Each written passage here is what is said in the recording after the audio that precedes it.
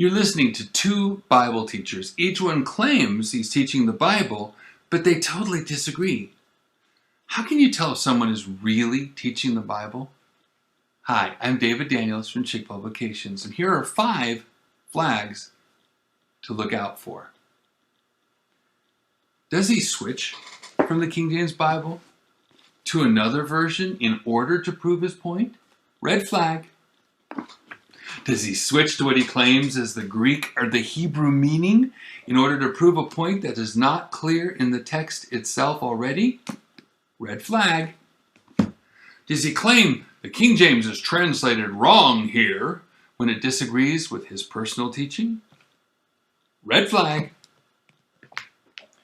Does he completely disregard the regular meaning in favor of a spiritual one without ever showing how that's justified to leave the literal meaning from the text itself?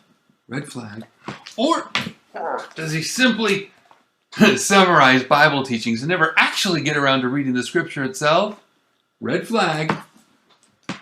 The rule is simple. If the plain sense makes sense, don't seek another sense. May I give you a quick example? In Luke chapter 10 is the story that is called the Good Samaritan.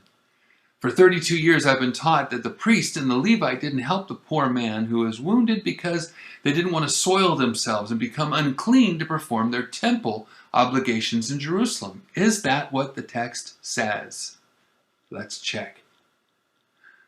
Luke 10:30, and Jesus answering said, a certain man went down from Jerusalem to Jericho and fell among thieves. He went what? Up or down? Down. Directions in the Bible are to be taken literally. But Jerusalem is over 2,500 feet above sea level, and Jericho is 820 feet below sea level. You have to go down 3,400 feet from the one to the other. Verse 31 says, and by chance there came down a certain priest that way. Verse 32 says, and likewise a Levite. They weren't going up to Jerusalem, they're going down to Jericho. In other words, both the priest and the Levite had fulfilled their temple obligations. They didn't have to worry about being unclean to do them and had no excuse for not helping that half-dead, wounded man. Look what you need. You need what God said, the way God said it, word for word with the meaning God intended. That's called formal equivalence. You need God's words preserved through history by faithful men using formal equivalence in the King James Bible.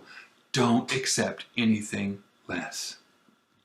That's how you can tell if a person's really at least attempting to teach from the Bible. God bless you and have a wonderful day.